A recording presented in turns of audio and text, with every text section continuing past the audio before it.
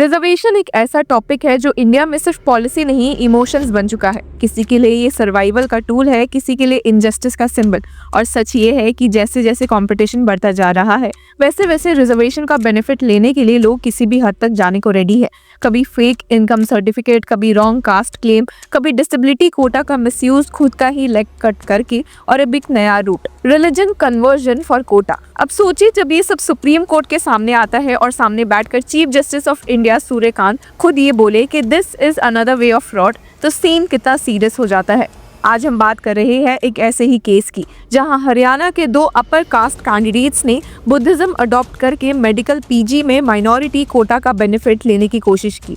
और जब ये मैटर सीजे सूर्यकांत के सामने आया तो कोर्ट का टोन बिल्कुल क्लियर था, रिजर्वेशन के नाम पर जुगाड़ नहीं चलेगा। अब केस सिंपल लगता है सरफेस पर। 2 पिटिशनर्स निखिल कुमार पुनिया एंड एकता हरियाणा से सुप्रीम कोर्ट आए और डिमांड रखी कि उन्हें उत्तर प्रदेश के सुभर्ती मेडिकल कॉलेज में बुद्धिस्ट माइनॉरिटी कोटा के अंदर पीजी मेडिकल कोर्स में एडमिशन दिया जाए। ये कॉलेज 2018 से बुद्धिस्ट माइनॉरिटी इंस्टीट्यूशन डिक्लेयर्ड है by the national commission for minority educational institutions. Petitioners का कहना था कि उन्होंने बुद्धिज्म अडॉप्ट कर लिया है और इसलिए वो बुद्धिस्ट माइनॉरिटी कम्युनिटी के मेंबर हैं। प्रूफ के तौर पर उन्होंने सब डिविजनल ऑफिसर से इशू हुआ सर्टिफिकेट भी कोर्ट के सामने रखा। पर जैसे ही हियरिंग स्टार्ट हुई तो सीजे सूर्यकांत ने एक सीधा और अनकंफर्टेबल सवाल पूछा। कोर्ट ने नोट किया कि पिटिशनर्स पुनिया कास्ट से बिलोंग करते हैं। सीजे सूर्यकांत ने पूछा कि Punias can be the scheduled caste category, Punia can be Jat also which is general category, which Punia युआ। काउंसिल ने क्लियरली जब रिप्लाई दिया कि वी आर जाट, और बस यहीं से कोर्ट का डाउट सॉलिड हो गया। सीजे सूर्यकांत ने फिर तुरंत पूछा Then how you become minority? Council का जवाब था कि we have converted to Buddhism. Anybody can convert to Buddhism. Technically देखा जाए तो बात गलत नहीं है। इंडियन कॉन्स्टिट्यूशन रिलीजन फ्रीडम देता है, पर कोर्ट सिर्फ लीगैलिटी नहीं इंटेंट भी देखता है। और यहीं पर सीजे सूर्यकांत का पेशेंस खत्म हो गया। उन्होंने जो कहा वो सिर्फ इस केस के लिए नहीं, पूरे रिजर्वेशन डिस्कोर्स के लिए एक वार्निंग थी। सीजे सूर्यकांत ने कहा कि this is another way of fraud. You want to snatch the rights of some genuine bonafide minority. You are one of the richest best located upper caste communities holding agricultural lands and having facilities. You should be proud of your merit instead of taking the rights of who are actually deprived. ये words सिर्फ observation नहीं थे, ये एक moral indictment थी। Court clearly कह रही थी कि अगर upper caste economically strong communities ऐसे लूप होल्स यूज करेंगे तो जो लोग हिस्टोरिकली डिप्राइव्ड है उनका क्या होगा। काउंसिल ने फिर भी आर्ग्यू किया कि we have genuinely adopted Buddhism, लेकिन कोर्ट कन्विंस नहीं हुई।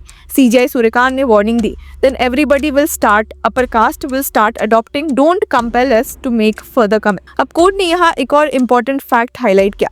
बेंच ने नोट किया कि पिटिशनर्स ने NEET PG 2025 exam general category candidates के रूप में दिया था और उन्होंने ये भी डिक्लेयर किया था कि वो इकोनॉमिकली वीकर सेक्शन से बिलोंग नहीं करते। तो फिर अचानक से माइनॉरिटी सर्टिफिकेट कैसे आ गया? बेंच ने इसी कॉन्ट्रडिक्शन पर सीधा सवाल उठाया और अपने ऑर्डर में लिखा कि it appears that the issuance of certificates by SDO requires a deeper probe by the higher authorities, specially in light of the fact that in NEET PG 2025 candidates appeared as general category candidates and they further categorically mentioned that they do not belong to the EWS section of society. Then how do they become candidates belonging to the minority community? और इसके बाद supreme court ने सिर्फ petition dismiss नहीं की बल्कि system को भी अकाउंटेबल बनाया।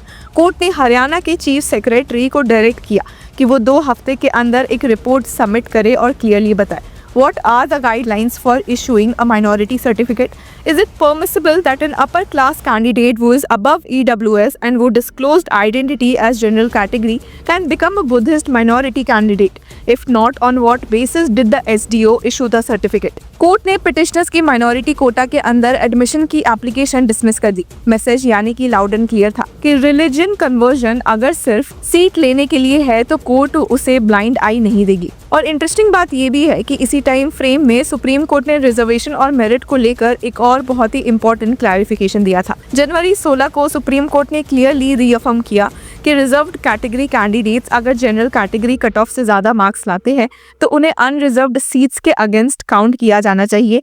उनकी रिजर्व्ड कोटा सीट्स वेस्ट नहीं होनी चाहिए। जस्टिसेस MM सुंदरेश और सतीश चंद्र शर्मा की बेंच ने कहा कि it is now a settled proposition of law that a candidate belonging to reserve category SC, ST and OBC who has scored marks higher than the cutoff marks for the general category is to be treated as having qualified against an open or unreserved vacant post। Justice Sharma ने एक बहुत ही important clarification भी दी कि unreserved category कोई general category Kota नहीं है, बल्कि एक ओपन कैटेगरी है जहां सिर्फ मेरिट डिसाइड करता है। कोर्ट ने इस प्रिंसिपल को मेरिट इंड्यूस्ड शिफ्ट कहा, जो डायरेक्टली आर्टिकल 14 एंड 16 से फ्लो करता है। मतलब इक्वलिटी का मतलब ये नहीं कि मेरिट को पनिश किया जाए। अगर कोई SC, ST या OBC कैंडिडेट बिना किसी कंसेशन के ज्यादा मार्क्स लाता है तो उसे ओपन कैटेगरी में काउंट करना ही फेयरनेस है। इससे रिजर्व्ड सीट्स भी सेफ रहती है और मेरिट भी रिस्पेक्ट होता है। अभी जजमेंट केरला हाईकोर्ट के एक 2020 डिसीजन को ओवरटर्न करते हुए आया, जहां एयरपोर्ट्स अथॉरिटी ऑफ इंडिया के रिक्रूटमेंट में मेरिटोरियस रिजर्व्ड कैंडिडेट्स को जनरल लिस्ट से हटा दिया गया था। सुप्रीम कोर्ट ने क्लियर कर दिया कि मेरिट को सिर्फ कास्ट के नाम पर इग्नोर नहीं किया जा सकता। और जब आप सोचते हो कि ये सब डिबेट सिर्फ कोर्ट रूम्स तक लिमिटेड है, तब उत्तर प्रदेश से एक ऐसी ही खबर आती है जो आपको हिला कर रख देती है। एक 20 साल का मेडिकल एस्पिरेंट सूरज भास्कर नीट 2 बार क्लियर नहीं कर पाया और प्रेशर फेलियर ऑब्सेशन इतना बढ़ गया कि उसने डिसेबिलिटी कोटा का बेनिफिट लेने के लिए अपना ही फुट खुद एम्पुटेट कर दिया। पुलिस इन्वेस्टिगेशन में ये क्लियर हुआ कि अटैक की कहानी फैब्रिकेटेड थी।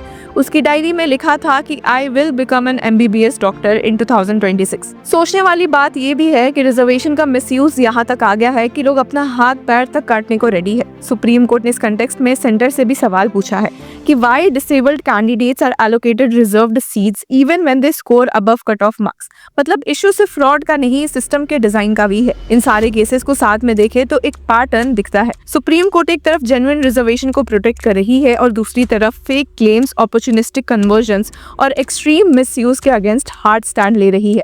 कोर्ट का मैसेज बिल्कुल स्ट्रेट है, रिजर्वेशन एक कॉन्स्टिट्यूशनल टूल है, शॉर्टकट नहीं।